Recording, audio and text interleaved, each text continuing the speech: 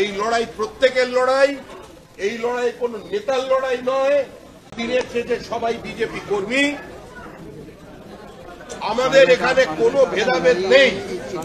আগে পশ্চিমবঙ্গকে বাঁচান, আগে পশ্চিমবঙ্গকে রক্ষা করুন। দেশে মোদি জামানা যখন থেকে শুরু হয়েছে তারপর থেকে সময় যত এগিয়েছে ততই পশ্চিমবঙ্গে আড়ি বহরে বৃদ্ধি পেয়েছে ভারতীয় জনতা পার্টি। আসন বেড়েছে, ভোট শতাংশও বেড়েছে, সঙ্গে বৃদ্ধি পেয়েছে আদি নব্য দ্বন্দ্ব।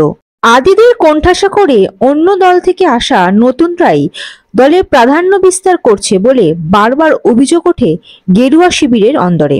শ্রমিক ভট্টাচার্য পশ্চিমবঙ্গে বিজেপি সভাপতির দায়িত্ব পাওয়ার পর এই দ্বন্দ্বের বিষয়টি ফের প্রাসঙ্গিক হয়ে উঠেছে। তাই তার আমলে পুরনো এবং দীর্ঘদিন ধরে বিজেপির সঙ্গে থাকা কর্মী থেকে নেতারা আবার গুরুত্ব পাবেন, এমনটাই মনে হওয়া স্বাভাবিক।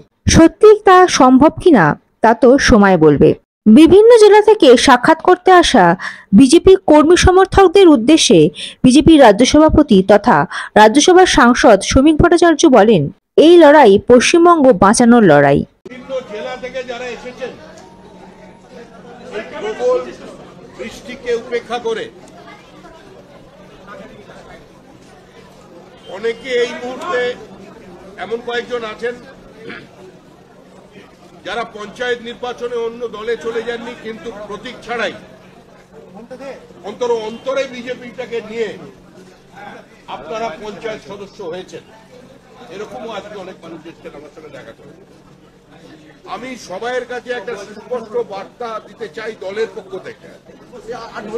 আপনারা যারা দীর্ঘদিন প্রতিকূল পরিস্থিতির মধ্যে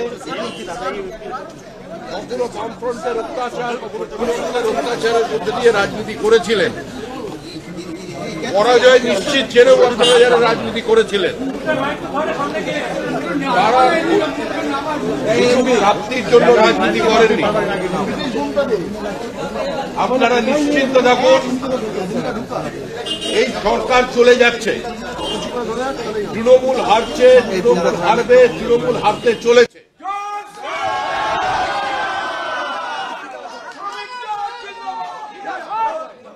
আমাদের লড়াই পশ্চিমবঙ্গ যাতে পশ্চিম বাংলাদেশ না হয়ে যায় তার লড়াই। মানুষ বাঁচতে চায়, মানুষ পরিত্রাণ চায়, মানুষ মুক্তি চায়, মানুষ শিল্পায়ন চায়, ঘরের ছেলে ঘরে থাকতে চায়। পশ্চিমবঙ্গ থেকে যে মেধার এক্সোডাস হচ্ছে, পশ্চিমবঙ্গ থেকে যে বিজেপি অন্য রাজ্যে চলে যাচ্ছে, আজকে বাংলার মানুষ সেটা বন্ধ করতে চায়। নতুন পুরনো বলে দলে কিছু নেই। যারা দুর্দিনে পার্টির পতাকা মাথায় তুলে রেখেছিলেন, নিজের এলাকায় পার্টিকে প্রাসঙ্গিক করেছেন, যাদের বিজেপি বলে মানুষ চেনে, তারা বিজেপি। যার হাতে বিজেপির পতাকা সেই বিজেপি। যে বিজেপিতে সক্রিয় সে বিজেপি নেতা, বিজেপিতে অতি সক্রিয় সে আরেকটু বড় নেতা। কিন্তু আমরা দিনের শেষে সবাই বিজেপি কর্মী,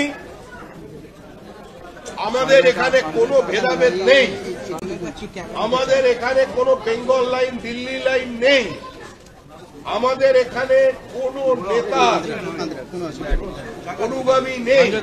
আমরা সবাই একটা প্রতীকের অনুগামী, আমরা সবাই বিজেপি, আমাদের প্রতীক পদ্ম ফুল।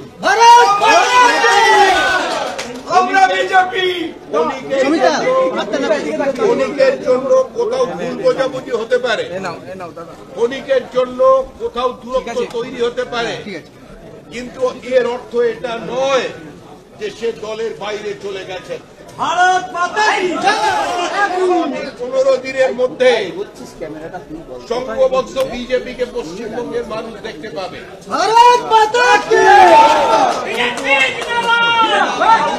এই মুহূর্তে সংবাদ মাধ্যম কিংবা আমাদের সমালোচক, যারা আমাদের ভালোবাসেন, যারা আমাদের সমালোচনা করেন, যারা আমাদের ঘৃণা করেন, তারা বিজেপির সংঘবদ্ধতা বলতে যেটা বোঝেন, আর আপনারা যারা রাজনীতি করে এসেছেন এতদিন বিজেপি সংস্কৃতিতে, আপনারা জানেন যে বিজেপির সংস্কৃতি কি।